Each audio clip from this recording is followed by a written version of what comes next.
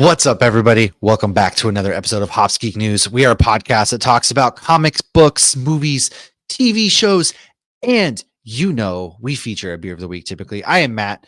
Alongside me is Lauren. In today's episode, we are going to be talking about Supernatural Season 8, Part 1, because I am almost to Season 11 now, so we got to backtrack a little bit. We got to talk, man. We got to have some conversations about what is happening in the supernatural world. So if this is your first time finding us, hey, thank you so much for joining us. We hope you stick around. Please, by all means, go to Hops Geek News on any podcasting platform, any social media platform. We're all there. And that's the easiest way to find us. If you feel so inclined to support the show, patreon.com/hopsgeeknews is where you can find us. And everything that comes to us, we put back into the show, such as the live Cantina Hours we are starting.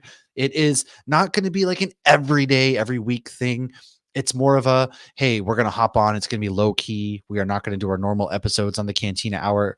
We're going to have brewery guests once in a while. We're going to have various guests once in a while, maybe some comic creators, maybe some bigger guests. Who knows who might roll through.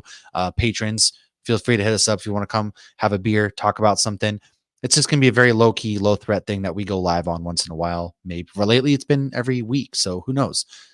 We got kids, we got families. Anyways, enough rambling. Like I said, we got a cool episode. I am drinking on this episode Two Roads Brewing, Fruity Juicy, Hazy IPA. This came from our girl, Stacy. She sent it as her husband, Jake, works and brews for Two Roads. It's 7.2% Hazy IPA out of Connecticut.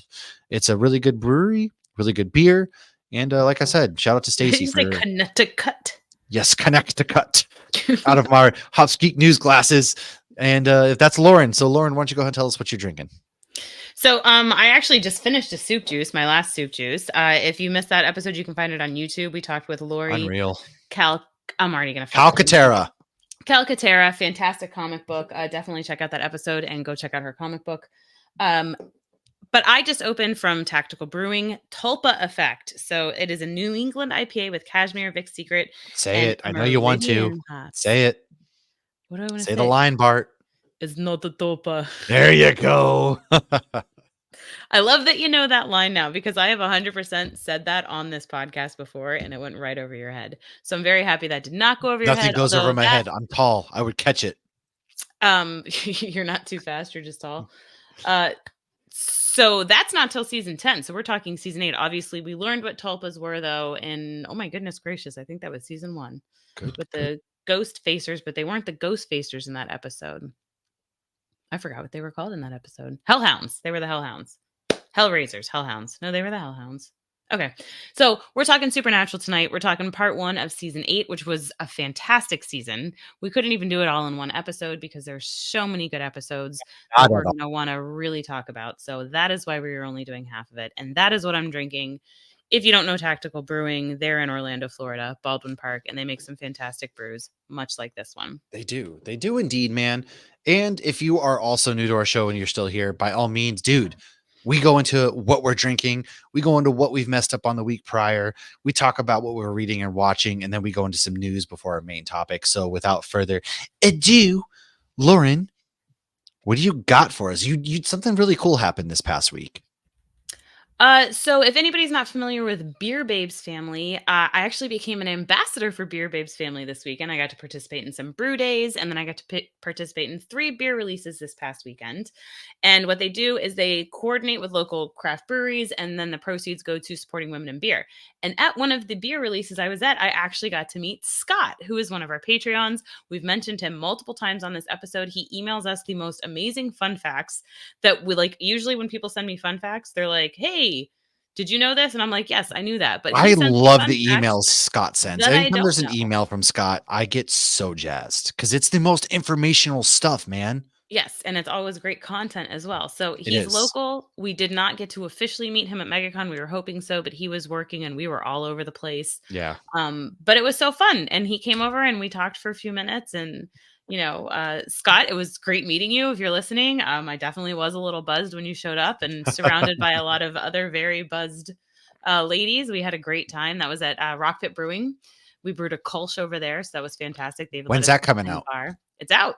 It's out already. Oh, yes, that's right. You just gave us a release. Sorry, because I remember when you were brewing it. Guys, I'm sorry. So Friday we did an English mild at Gatlin. I love English Mild. It was fantastic. We did a Kolsch at Rock Pit. And then at Hourglass, when I showed up, because a lot of times when they do girl themed beers, they tend to be sours, and that drives me nuts. And so when I found out we weren't brewing 3 sours, I was very excited. And then I get to Hourglass and I'm like, oh, what are we brewing? And they're like, a mimosa sour. And I'm like, ugh. But then I had the mimosa sour and it was really Mimosa good. sours are pretty good. I actually have had a couple before, and I would have to say that they're pretty delish. They are very delish. I have a 4-pack of it, and I will probably send you one because I was talking with Roxy, one of the co-founders of Beer Babes, and she will be showing up on one of our Cantina Hours in the very near future. So I'm gonna have to send you one of those beers for that. But I don't hate sours. I like sours. They're just not my favorite, and I hate that it's like become like a quote unquote girl beer, which all beer is girl beer. Dude, what? Since But when this are beer was sours girl phenomenal. beer? I don't know, but that I seems to be love like the sours. There's so go-to much when flavor in somebody's them. doing some sort of beer for women. It tends to be a sour. And How when I said rude. that, a lot of the other girls were like, "Yes, exactly. We feel the same way." So that was actually really cool that we were all on the same Boo. page. That's terrible. That's garbage. That's unfortunate. But we also I had that release early in the day on Sunday, so that was also a perfect beer to drink after drinking very long for right. 2 days. And then yeah.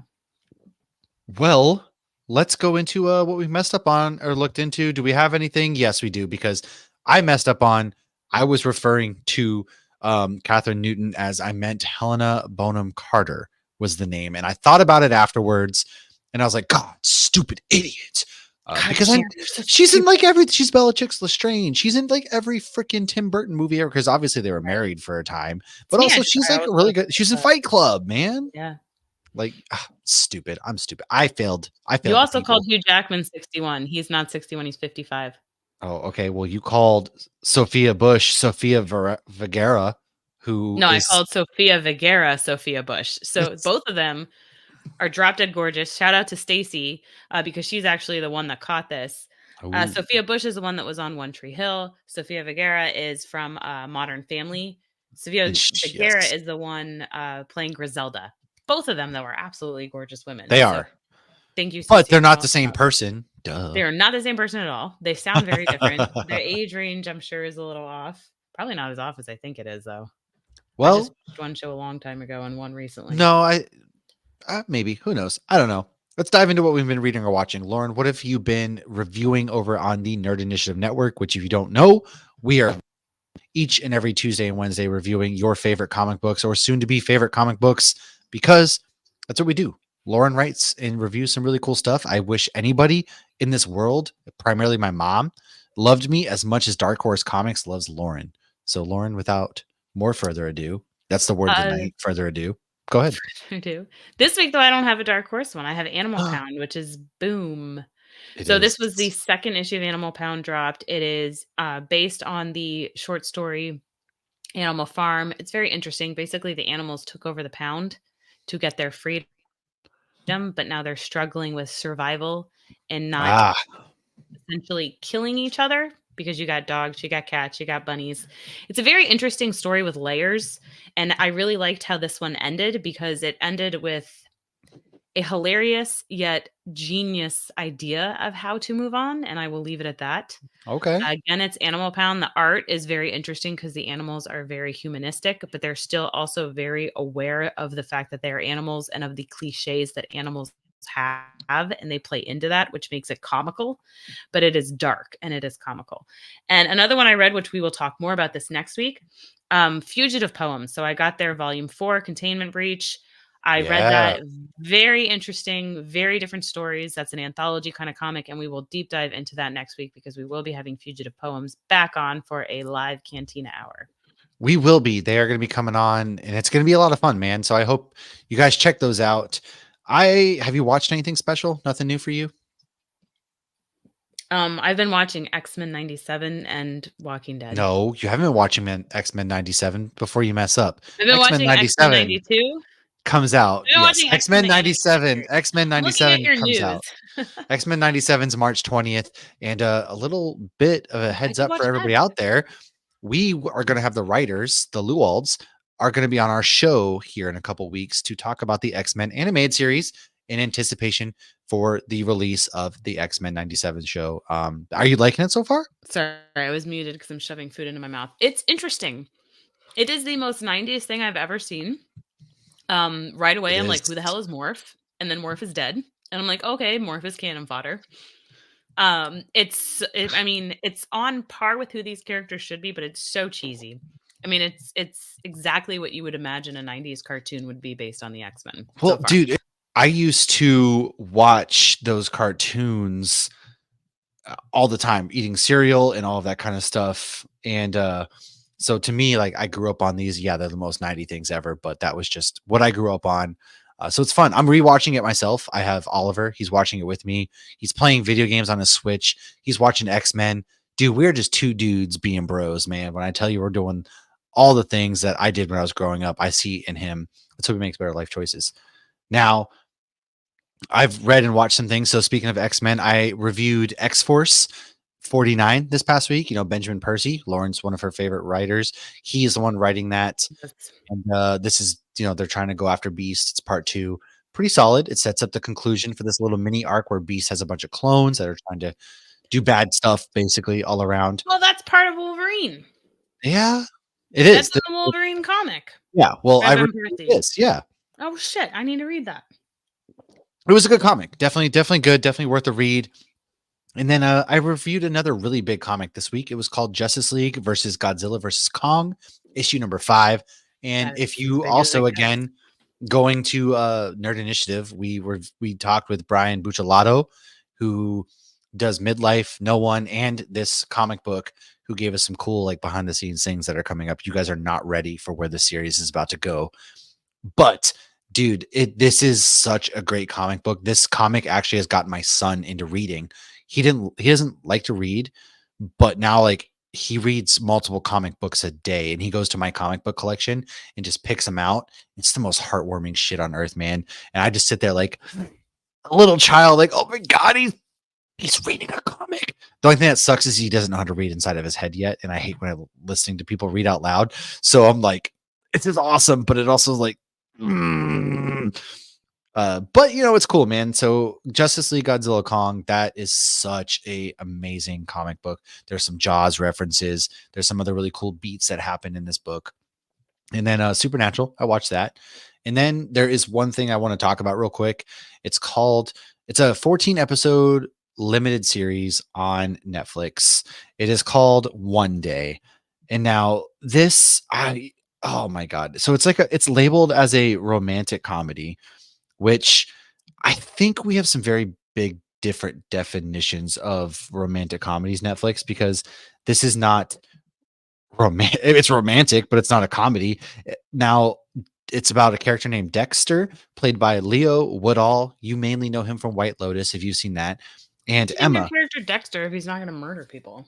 Dude, when I tell you, hold on. Now, Ambika Maud is Emma. They're the two main characters. Essentially, the story takes place. The two of them meet 1988.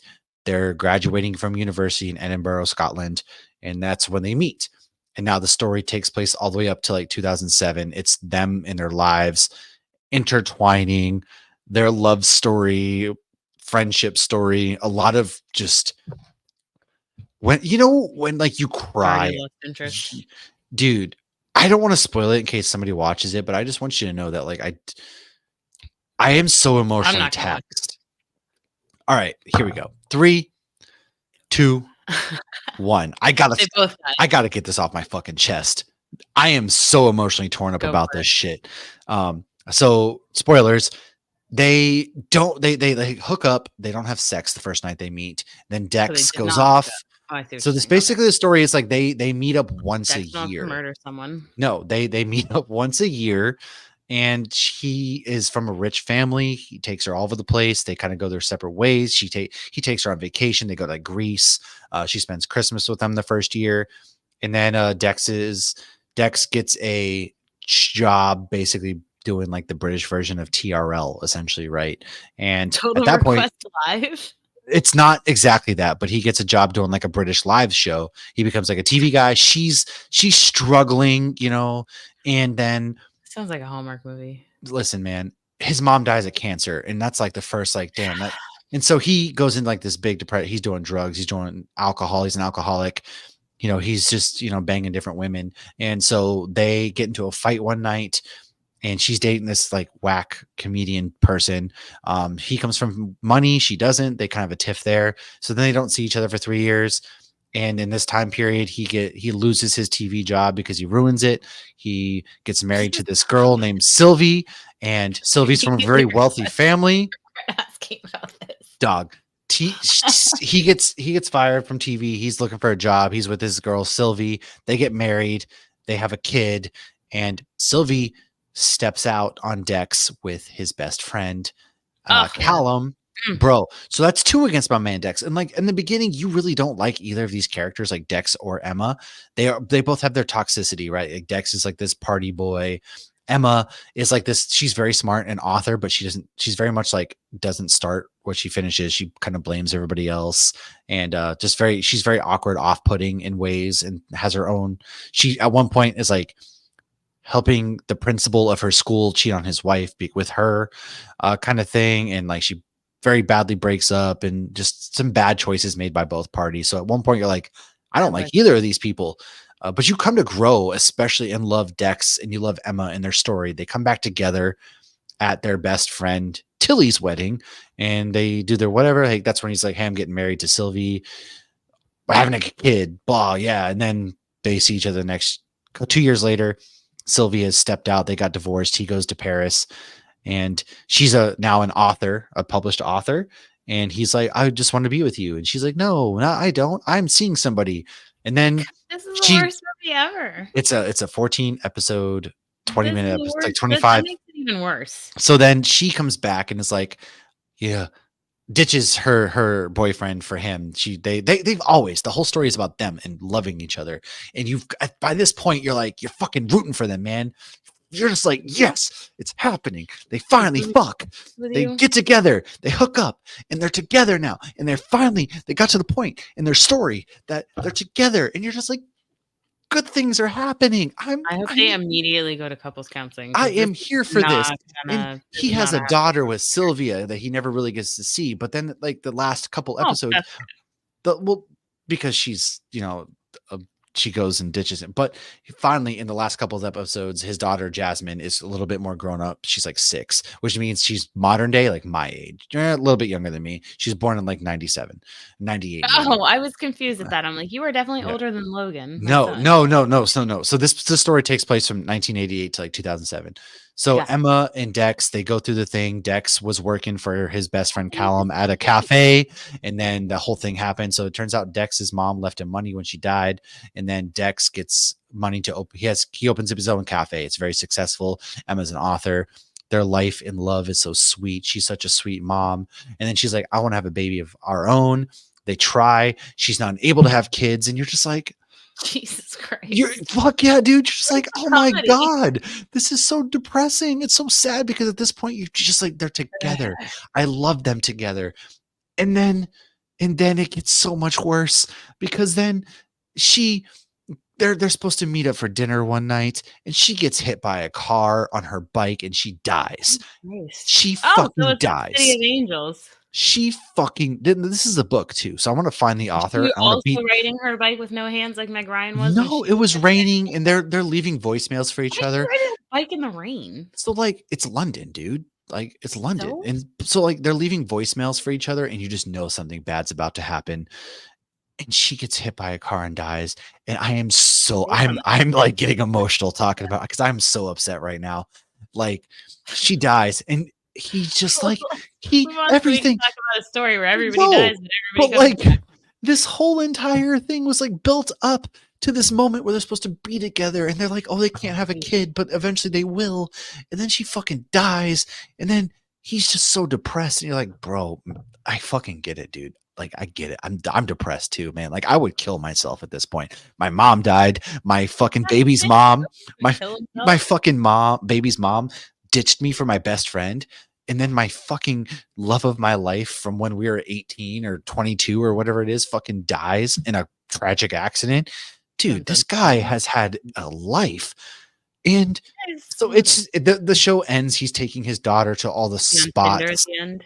No, like he's taking there. It's 2007. He's taking his daughter to all the spots that he was special to him and Emma.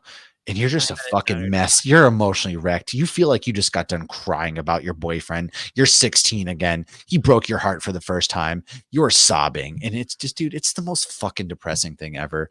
And Yeah. I'm not emotionally okay. I've had a couple beers at this point. I needed to talk about it.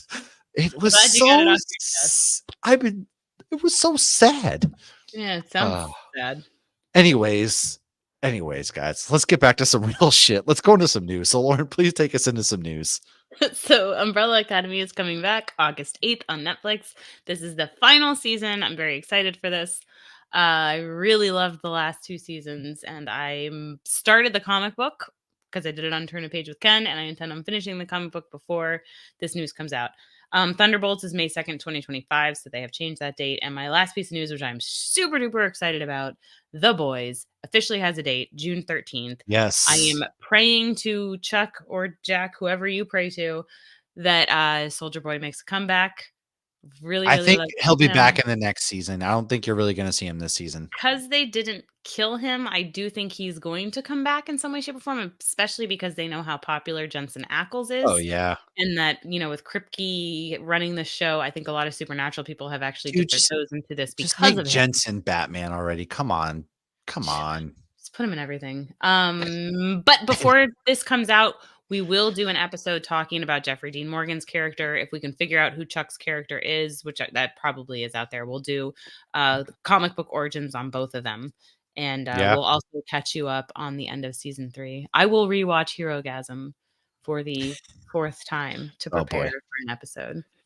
Well, in other news, speaking of the Thunderbolts, Joanna Callow will be running or writing Thunderbolts. You know them from The Bear. They're the showrunner for the hit Hulu series The Bear, which if you're not watching, just what are you doing? Why? Lauren, I know you're not watching yet. So why? What are you doing? Rose. Anyways, aside from that, X-Men 97 premieres March 20th on Disney Plus. Star Wars news, everybody. The Acolyte, June 5th. We have some They're 5 ways away from May. Why did they do that? I don't know, because they hate us. I don't know what to tell you. Like, we have The Boys and Star Wars The Acolyte premiering at the same time. That's kind of cool. I think it's cool, but you're right. May was right there, guys. Come on. Again. Aside from that, Glenn Powell will star in Chad Powers, co-creating it with Michael Waldron. The series will follow a quarterback whose career ended after a bad behavior, and then he disguises himself as the talented Chad Powers. I don't know who Chad Powers is. I'm going to be honest with you, but Glenn Powell's in it. I'm for it. I'm going to see it. And then my last bit of news is Stephen Amell and Josh McDermott from The Walking Dead are actually going to be starring in a spin-off series, Suits LA. So Suits is a very popular series. I'm not going to watch it. I didn't really care for Suits the first. So Lauren, that's all you. Legal shows. I'm not watching that garbage. I'm not. Not that it's garbage. I'm not. That sounds terrible to say. I've never seen Suits. Listen, I'm going to be honest. Like legal shows, and I've had people. I was talking to somebody about it, and they're like, "Oh, if you don't like when it's not legally accurate, definitely don't watch this." Well, there was a time when I would have watched anything that Stephen Amell was in. Actors. Well, there was seen him in Arrow.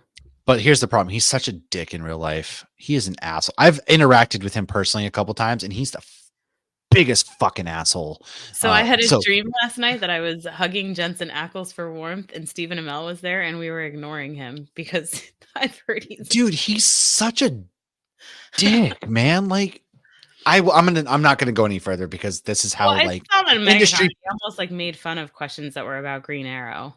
Yeah, he's just like so. Like, he makes fun of like people who are into comic books. I've ran into him personally a couple times with my son, and he was just an asshole to both of us. How do you keep running into him? You even saw him at I don't know. I ran into him on his way in MegaCon. We bumped shoulders, and then you saw him at Seattle.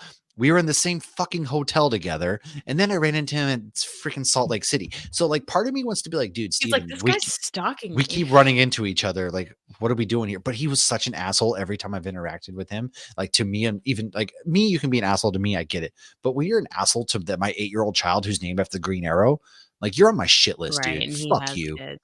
And I mean, I don't know how I would act if I was famous if you're constantly having people come but up to you. Like, I'm sure that is yes, draining. that's the other thing. Like, dude, I give him a grain of salt. However, if anybody from the industry is watching this right now, which nobody is, we've just got banned. Stephen Amell's never coming on. He hates us. So, with It's that okay. I said, ignored it in my dream as long as Jensen comes on. we, however, will be right back in just a second. We are going to dive into some Supernatural season 8 part uno. Catching a GIF. All right, season 8, part 1, episodes 1 through 13 of Supernatural. Now, season 8 kicked off October 3rd, 2012. Wow. I Wow. Did you know know. I moved to Florida? I got to Florida 5 days after this premiered. I did not. Well, now you do. I moved to Florida this, October 8th of I 2012. was at Disney World, Magic Kingdom the day this came out Well, that because must that's be nice. Kaylee's ninth birthday. Yeah. Well, And yeah, Brielle dude. shit all over herself and left the park in nothing but a diaper because she went through multiple clothes. That's how you know She you was had a good Disney day, man. she was only Sometimes look, I've seen adults like leaving nothing but a diaper and worse at Disney. So, whatever. that's Now, at Epcot, episode not Magic Oh, Kingdom. you're right. I've got they drink around the world. Too many boozy margs from Mexico. Ew. Now, episode 1, we need to talk about Kevin. Dean returns from purgatory 1 year after the fight with the Leviathans. After reuniting with Sam, they find out that Kevin escaped Crowley with another word of God that may hold the key to closing the gates of hell. Now, Lauren, what are some fun facts you have for us? So the title is also a movie starring John C. Reilly, Tilda Swinton, and Ezra Miller about a boy and his relationship with his mother. Sam made the comment, "I don't hunt anymore," and Dean responds, "Yeah, and Sasha Grey has gone legit." And of course, that was funny because porn star Sasha Grey had made a Soderbergh movie. That movie is The Okay, but Girlfriend she's like a Experience in streamer and 2009. stuff now. Yeah, she quit porn and went into like she's a very big time author and like Twitch streamer. Well, she was also in Entourage. That's how like I had never watched any porn Oh, with her in yeah, it, but okay. like I was familiar with her because of Entourage. And of S- course, Josh knew who she Sasha was right Grey away. got me through so many deployments. Thank you, Sasha. Good for her and you. But I mean, do you remember this episode? Kind of. So it's like because Sam had moved on, like he was kind of doing his own thing. He quit, and Dean just like all of a sudden comes out of the ground, wasn't it? When he came out of the ground or something like that. No, that was after Hell. This You're was right. the That one was after where Hell. This. he was in purgatory and he put Benny in his arm, and Yes, he all of a yes. sudden he He was in the went through the woods. portal on the hill. Yes, this is like yeah, and I love we got. Benny. I mean, who the fuck doesn't love Benny Yeah, other I than fucking Sam love and Benny. Martin? Fuck them. Ty Olson, he actually played one of the vegetarian vampires, Eli, in season 2, episode 3, Oh, okay. Bloodlust. And this was actually one of our questions during our Supernatural trivia at MegaCon. So on my first rewatch, I thought, oh shit, I didn't know Benny was in this. And then I realized it was a totally different person because I thought that would have been really cool if that, but obviously Benny had died previously Right. before that because he's, a little bit older and everything. And we learn that later in the season when you see he's like working for his granddaughter and whatnot. But I absolutely love Benny. I almost immediately fell in love with him, and Oh, I same. really loved Dean in Purgatory. And we had Ryan Curtis on recently, and that's when he really started working on Supernatural was when Dean was in Purgatory. That's right. That's right. They did a lot of cool stuff. And I did like this is kind of like the introduction back into season 8. Dean once again has come back. Sam's moved on to a whole different life. And I don't like Amelia. I don't like any of that story. I don't think anybody does. His hair's too long in the first episode too. yeah, Amelia, because there's a scene we'll get to where he kind of like is with Amelia. They started this life, but then she decides to like go back to her husband or something like that. And Yeah, she thinks her husband's dead, like because yeah, he's military. ah, Oh, and her well, dad was in the episode on the plane, Phantom yes, Traveler, so that's the same dude there. yeah. And so Amelia, I never really cared for either. Now rolling into episode 2, what's up, Tiger Mommy? After saving Kevin's mother from demons, Sam, Dean, and Kevin go after the word of God, which is being auctioned off by Plutus, the god of greed. What do you have? So the title is after a Woody Allen movie called What's Up, Tiger Lily? Of course, with a spin on the term Tiger Mommy. This is the first time Crowley calls Dean Squirrel, so that's obviously very special. Tyler Johnson introduced in this episode as Samandriel or Alfie. However, we met him in the first season in the episode Bugs. He was the weird kid obsessed with bugs. Mm-hmm. Mr. Vili is a Norse god in this and brother of Odin slash uncle to Thor. Villy and Odin, together with their brother Ve, slew the frost giant Ymir. Mr. Villy then gets the severed finger from the safety deposit box, so that's what that finger was. And he also gets certain amount of blood of a virgin or something, or 2/3 of a virgin. I don't remember exactly what it was. And that's how he gets back the hammer of Thor Mjolnir. And obviously, Sam ends up taking that. We don't see the Mjolnir, though, again till season 15, which I think was absolutely ridiculous. Really? But there's a couple moments in this that I loved. I love the line from Crowley where they're trying to think of plan A, B, C. And Crowley says, why don't you try plan D for dumbass? That's Ooh, ha probably one ha of my ha ha. favorite Crowley quotes. And also shout out to Mrs. Tran, who was recast for this season. And this is the only Mrs. Tran we see from here on out. And that is Julie from Friends. She got recast. Huh? Why did I always just only remember her as Mrs. Tran? I knew she was recast just because it's Julie from Friends, which is the girl that Oh, Ross met and then Rachel hated, and then they started dating. interesting. Ross I was thought dating I had no Julie and idea wanted to that it break was up some with other her. actress until this point. So, yeah, no, I like that the word of God is introduced because at the same time, Cass is also about to be doing some weird like back to heaven shit. Right. With Right now the he's still in purgatory. Yeah, at this point, Cass got left behind, and it's kind of setting the groundwork for what's going to be coming up, which is primarily closing everything, get the word of God. Crowley's after it. Soon the angels will be after it, and this is kind of setting up because this is the season, right? Where yeah, it's a season where the overall arching story is they're trying to close the The hell gates of hell, essentially. yeah. Yeah, Which is interesting because the amount of people they have pulled from hell, you would think that would be something they didn't want to do. right. There's a lot, and they get sent to hell all the time. Now, going into the next episode, Lauren, Heartache, while trying to track down Kevin, Sam and Dean get sidetracked by a series of murders where the victims have gotten their hearts ripped out. And it turns out a Mayan athlete dying was the cause of deaths. I don't remember this episode. I'm going to be honest with you. This was the one where the guy was a football player and like the older lady who was his quote unquote mom was actually his wife. And then they learned that over the years he was a boxer and a baseball player, and the wife then, and like the one younger girl who got his heart is the one continuing these sacrifices so she can continue forth. I just remember her like straddling Dean and going to kill him, and then obviously she was unsuccessful. Didn't work And like the out. one guy who was a little bit bigger, like you have the one guy who's super fit running, Mhm. and then the one guy that's like a little bit chubby like passes him and he's super fast. And then they interview him later and he's like drinking these shakes and he's like, yeah, I'm super healthy now. And then the healthy guy like dies, but the healthy guy's like, oh, you're really, and he's like, yeah, I'm really fast. And he like rips into his chest and like pulls out his heart. I don't remember this one. And I really enjoyed season 8 His as a name was whole. Rick. And shout out to Kevin. I loved this. Kevin was probably the reason why I loved it so much. But yeah, I don't remember too much. I will say though, however, that detective in this is Jensen's dad. And Jensen actually directed this episode, which was his third time directing.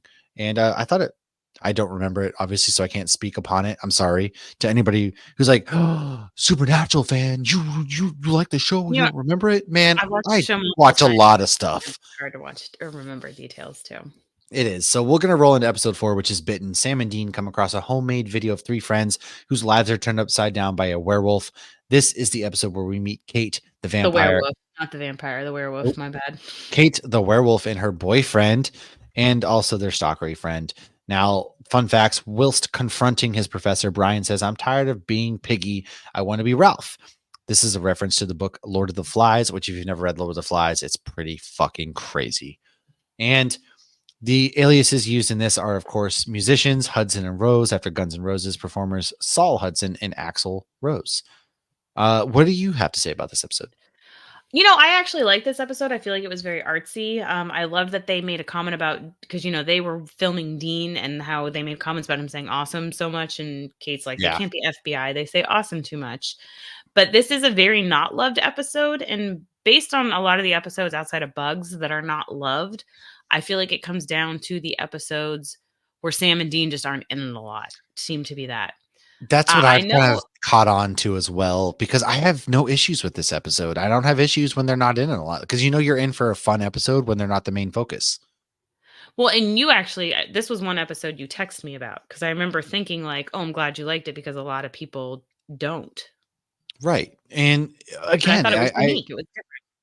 I think so far every episode that people have really had a problem with, I've personally never had a problem with. And again, that probably attributes to the fact that they are the background in some degree. But yeah, dude, I like this episode. That was cool. And it's always nice to take a step back from the main characters and focus on other characters once in a while. That's just how I feel. You kind of always need that breather, man. And that's what Supernatural does really well. Yeah, definitely. But let's go into episode 5 now. Blood Brother. Dean helps Benny, who helped him escape from purgatory. Together, they go after the nest led by the vampire that bit Benny.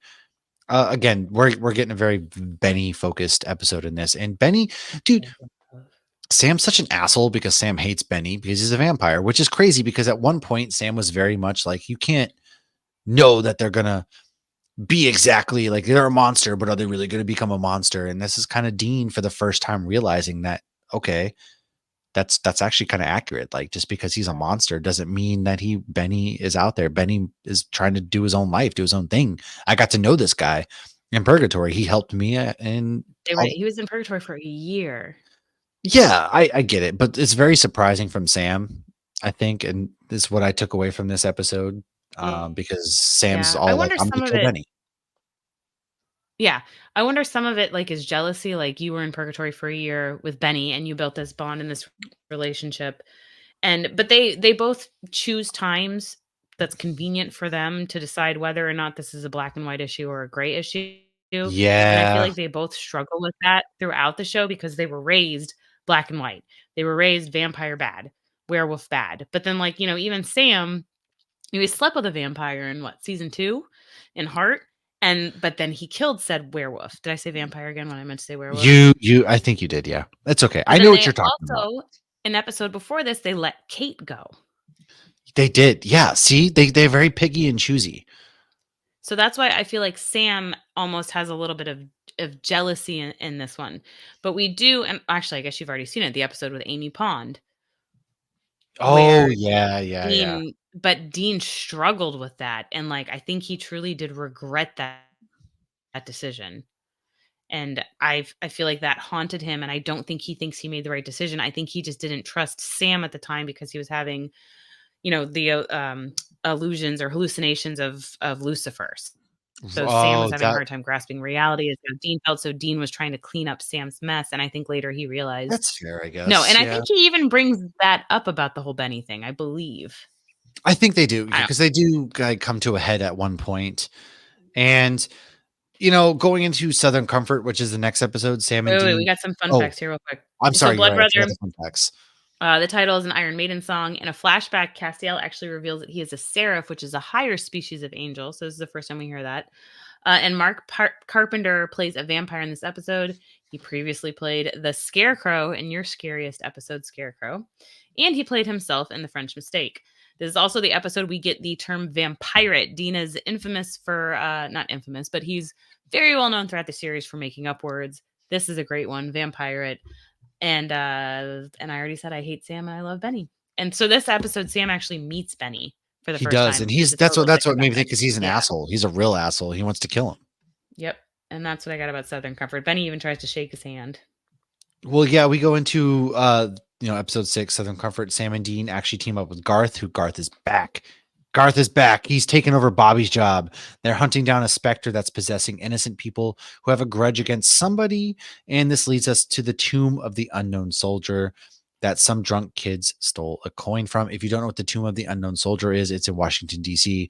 It's basically to the fallen, soldiers, war heroes. They have somebody out there at all times guarding it. It's very ceremonious for military members, and a really, really interesting thing to see if you can watch Changing the Guard or just the Tomb of the Unknown Soldier in general. Check that out in Washington, D.C. But this episode is named after the alcohol, of course, which was one of my favorite growing up, like Southern Comfort Oh, I and feel like we really pineapple played juice. high school kids with Southern Comfort. Dude, Isn't that what's the name of the cocktail that Southern Comfort's in? I don't know. I just used to drink Southern Comfort and pineapple juice all the time. That was like my go-to. Is it a no? I'm thinking amaretto sours. That's definitely not good. Oh, yeah, yeah, yeah. Well, in this Almond episode, joy. actually, Dean tells Garth that he has been in purgatory, which Garth asks, like, purgatory, purgatory? Dean responds, no, the one in Miami, to which Garth responds, that's balls. The purgatory in Miami is actually a gay strip club, which is, I I love. did Google this to check the accuracy because I had only seen it in memes, and uh, it instantly takes me to a page where it's like, "Are you 21?" and it's a very risque cartoon. Or no, it said 18, not 21. And then I was like, "I'm gonna get out of here." It is accurate. That is no, dude. So yes, That's that's a real thing. amazing. I love that so much because I love the minute details. Again, I'm a very detail loving person when there's Easter eggs. Alabama Slammer. Southern Comfort is an Alabama Slammer. Oh, really? That's what they call it? Well, it's Huh. in an Alabama Slammer. I was just trying to think. I knew there was like a What's an popular cocktail. Alabama slammer? I don't know. I have to go back in and All find right. out. Well, I don't really have too much to say about this episode other than when Garth is in it, you're probably getting a really fun episode. I love him. I loved the actor. It's a shame you don't really see him pop up in movies or TV too much anymore. But Garth centric episodes are in for a good time. It's such a lighthearted good time.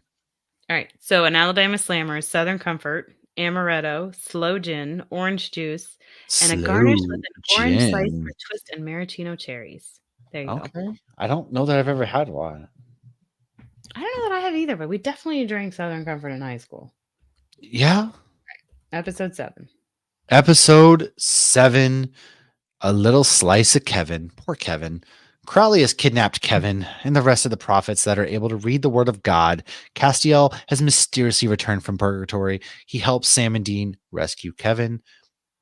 Lauren, why don't you go ahead and take us away with the fun facts? So Sam, while he's in the warehouse, he uses an anti-demon bomb, and the shadows of the 3 demons are left on the wall. It's actually an overhead door. Why did I say that? I don't know. I guess the wall is an overhead door. At Hiroshima and Nagasaki, the light of the atomic blast were so intense that it instantly actually did photo bleach any dark and non-combustible surfaces, Ooh, whether it was brick, concrete, or stone. So people whose bodies cast shadows on these surfaces actually left permanent unbleached shadows. So it was kind of like resembling that. It's kind of creepy right. and creepy. And they do that in Iron Man 3 as well. In the beginning of the episode, Sam actually says Shazam when he referencing the missing kids and the tornadoes. Because remember that Oh, one? yeah, yeah, yeah, yeah. So we got to assume this is a reference to DC's character. Shazam! Shazam. So this is the episode where Cash shows up and then he gets all cleaned up and Dean looks all excited that he's all cleaned up and Sam's like, "Yeah, okay, great. You got your clothes back. Fantastic." And Dean looks very happy that he's back. It's the regular clothes that we all know Cass to be wearing, but But yeah, he Cass is hasn't been back. in them in a while. He was in the hospital scrubs in Purgatory. Oh, that's right. That's right. He was. Yeah, no, Cass is back, which is going to lead to some pretty interesting things, He's such back. as going to episode 8, Hunteri. How do you pronounce this? We I don't don't know. It's know. Latin. All right.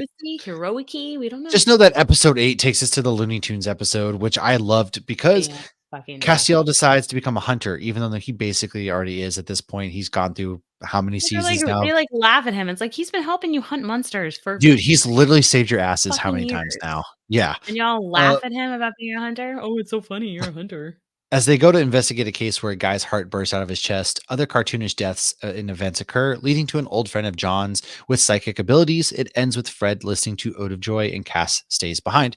Yeah, this is the episode where an old friend of the Winchesters, you know, he's being used by one of the psychiatrists who is using this poor senile man's powers for his own gain. And it's a fun episode, dude. It's a Looney Tunes episode. There's It's so also fun. Dean is talking to him inside his mind at one point, and it's like the Wile E. Coyote and crew, and it's Sam and Cass are inside his Sam. head. Yeah, that's right. Sam and Cass are. That's right. My apologies. It's still a good episode. Now, Fritz Frelling is the name of the guy with the awesome wife. This was the Remember name they're of the like, do you remember why it's the awesome wife? Because he no. knew the wife knew he was cheating, and Cass is like, Ah, oh, so she didn't murder her husband, then what? And Dean makes a comment, no, she's just the most awesome wife ever. He goes, well, who did murder her husband? And that's when Dean does the who gives a shit, but it like cuts to the car, the who gives a, and then it's like, Beow! that makes sense. Okay, that makes sense now. I had forgotten that. It's the name of a real person who passed in 1995 who worked on many animation projects, including Bugs Bunny. And as we found out from our friend Ryan Curtis, Bugs Bunny was not allowed to be used in this because Warner Brothers, even though they owned the company and owned Supernatural, would not allow for Bugs to be used, which makes no sense I to thought me. it was But interesting. Yeah. yeah. Anyways, the older lady who loves Castiel did the voice work for a Tom and Jerry show. Again, more animated Warner Brothers specials. Fred Jones, who is a psychic, Fred Quimby, and Chuck Jones were both directors of animation for a number of Tom and Jerry cartoons. Fred Jones was also the name of one of the members of the Scooby Doo gang at a point. And Fred. yeah, Looney Tunes used to give their characters their Latin names and freeze frames, hence the title of this, which means heroic hunters. There's also a freeze frame with Dean, and it says something similar. I love that when Uh, he like goes to leap and it like freezes and it's like I the hunter do. heroices or whatever it is. It's very I similar to the title, but a little different. I loved it's a heavy episode, but it's also light at the same time when they enter, they do a lot of psychic, go into the mind kind of stuff. But it's just like with the Scooby Doo episode, right? He's like, Ruby, Ruby, Roo. It's just He they're even says they're stuff self-aware, dude. Like it's awesome. and the gun that goes bang. And then I always think about Yeah. it with Ryan Curtis too, when he says Bugs Bunny and Castiel's like, I assume we're looking for an insect rabbit hybrid. Oh, and then when Dean goes, it's wabbit season, and Castiel goes, I think you mispronounced that. Yes, there's so many good little that's again, Yeah. man, that's why this episode's one of the most beloved. It's for all these reasons right here.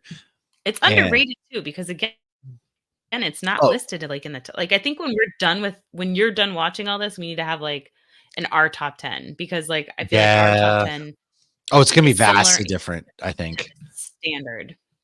Yeah, I think so. I think so. We're gonna have to. I'm gonna have to jog my memory a bunch too, which I'm sure we will do. But yeah, no, I like this episode. I don't have too much else to say. Really, really fun. Episode 9, Citizen Fang. This is the one where it seems like Benny is attacking people. However, he's really just making an honest living working for his granddaughter at a rundown restaurant. And Sam's a dick. Of course, he's a dick because he thinks Benny's doing it. There's no way that this vampire could actually be clean. And Martin, an old crazy hunter, is the asshole who is behind all of the killings, trying to get Benny to Stayed show who in he really is. you remember Martin from the pudding episode? Yeah, yeah. Yeah, he Oh shows yeah. up there. Fucking Martin. We remember Martin. The name of the diner Benny works at is named Guidry. I can't pronounce Good this. luck to you. Guidry's. Yeah. Okay. Guidry. Well, Ron Guidry was pitcher for the New York Yankees, nicknamed the Louisiana Lightning. Yes, and I Martin, believe they are in Louisiana because he's got they are. that. He's from Louisiana. He's from the Bayou, and that's Yeah, so he went there where he's his got that granddaughter accent. He's is. got that gambit accent. Yeah. Martin, aka John Grease, was a werewolf slash vampire or a werepire, as Dean might say, in the movie Fright Night Part 2 in 1988. He's also Uncle Rico in Napoleon I Dynamite, and don't he's know also how in White Lotus. I did not realize that he was Uncle Rico, and so when I was Yeah. doing this, I was like, "What the? How did I not notice that?" And Yeah. Erica actually saw like they did a special preview for Napoleon Dynamite last night, and Yeah. she went to it, and she's like, I "I'm even saw gonna go that. get a spin Erica off and Ski, they did like a Q&A. Yeah, like John Yeah, Heater and them were there. Yeah, I saw that. That's so jealous. So jealous. It was shot in Idaho, actually. I've seen where they filmed it. It's in the middle of nowhere, just like everything else is. But are there a lot of llamas? I have not there watched was that. a llama farm 5 minutes from my house, actually. I don't think I've watched that movie since it came out, which It's was been a long time.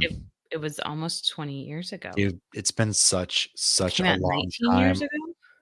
It's been No. but yeah, no, this is where Martin meets his demise, as he should have. Peace As he out, should. Martin. He tried to, he kidnapped Benny's granddaughter. Benny wasn't having that shit. Sam's being an That asshole. was a dick move. And yeah, dude, just don't mess with you never turn your back on family. You also never mess with family, all right? Martin got what's coming to him. He got his throat ripped out. He's dead. That's the big takeaway from this.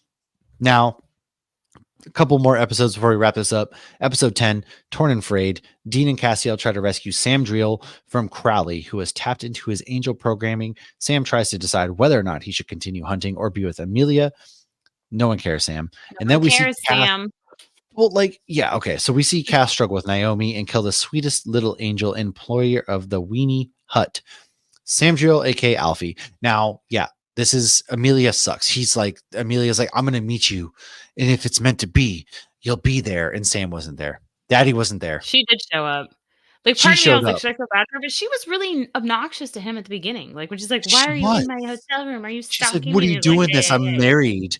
Oh, but then she was all willing to leave her husband. Yeah, no, we don't mess with you.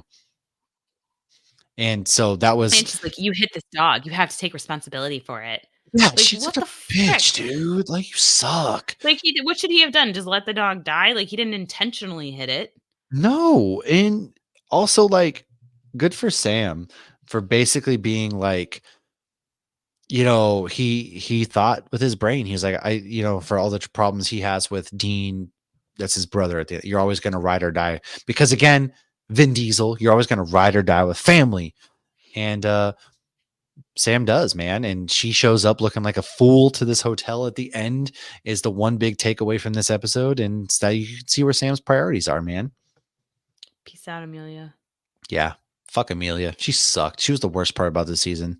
And I like the season. The only And Amelia I like is Amy Pond. Not that's really, there's true. other good Amelias. I actually really like that Amelia Amy Pond. Bedelia. Do you remember Amelia Oh, I love Bedelia? Amelia Bedelia. Yeah, Yes. I loved Amelia Bedelia too. Like that was badass, man. I do remember. But man, this season so far, we're gonna stop here.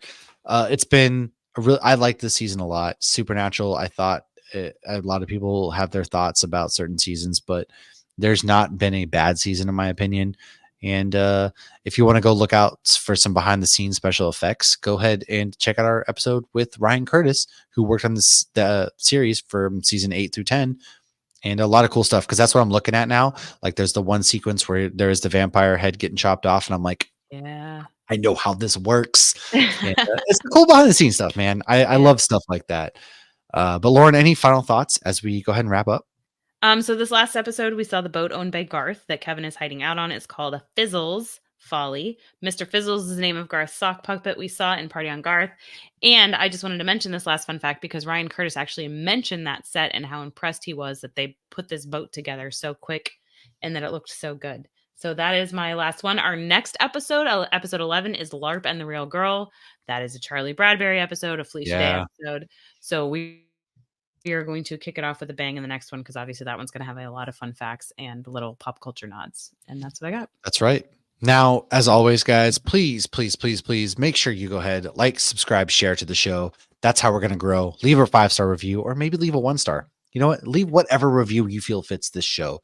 We're doing cool I'll leave a things. 1 star. We are going to be going It's not live really- here coming up on Wednesday at 8 p.m. Eastern with our friends Christian D. Mateo and the Fugitive Poems crew. So we're going to be doing that, talking some fun pop culture things. We're going to be drinking beer. It's a really cool thing that we're trying to push. But aside from that, man, you get our episodes early. If you subscribe to our Patreon, you get a cool, sweet little box of comics and stickers and koozies and cool stuff. And then be on the lookout as I'm going to be at GalaxyCon Richmond. I'm going to be at AwesomeCon. More to come there. And if the easiest way to find out where we are going to be at is by subscribing and turning those notifications on. Do that. We will see you guys next week. Make sure to go to your local comic book shop, pick up a really good comic book, go to your local brewery, go to your local coffee shop. I don't care what it is. Support the small businesses, support your friends, and we'll see you soon. Cheers, everybody.